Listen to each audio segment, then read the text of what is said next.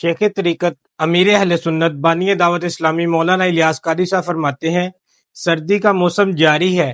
سردی سے بچنے کے لیے جہاں گرم کپڑوں کا استعمال ہوتا ہے، وہیں طرح طرح کے پکوان اور خشک میووں کا استعمال بھی کیا جاتا ہے۔ ان میوہ جات میں ایک مونگ پھلی بھی ہے۔ مونگ پھلی ایک پھلی دار پودا ہوتا ہے، لیکن اس کا شمار میوہ جات میں ہی ہوتا ہے۔ مونگ پھلی شوق سے کھائی جاتی ہے، نیز اس کا تیل نکالا جاتا ہے جو مختلف کھانوں، ڈبل روٹی، کیک اور ادویات وغیرہ میں شامل کیا جاتا ہے۔ مونگ پھلی کو لوگ کچا، بھون کر اور ابال کر استعمال کرتے ہیں، نیز اسے مختلف پکوانوں بالخصوص میٹھے کھانوں میں شامل کیا جاتا ہے۔ اس کے بے شمار طبی فوائد بھی ہیں۔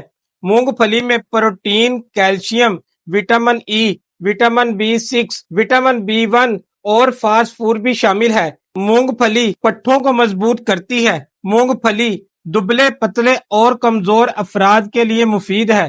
مونگ پھلی میں موجود فولاد خون کے نئے خلیے بنانے میں مددگار ثابت ہوتا ہے۔ مٹھی بھر مونگ پھلی کافی ہوتی ہے۔ مونگ پھلی میں موجود وٹامن ہڈیوں اور دانتوں کو مضبوط بناتے ہیں۔ مونگ پھلی میں ایسے اینٹی آکسیڈنٹ پائے جاتے ہیں جو غذائی لحاظ سے چقندر اور گاجر سے بھی زیادہ ہیں۔ جہاں مونگ پھلی کھانے کے بہت زیادہ فوائد ہیں، وہیں اس کے نقصانات بھی ہیں، لہٰذا حاملہ خاتون کو مونگ پھلی کھانے سے پرہیز کرنا چاہیے۔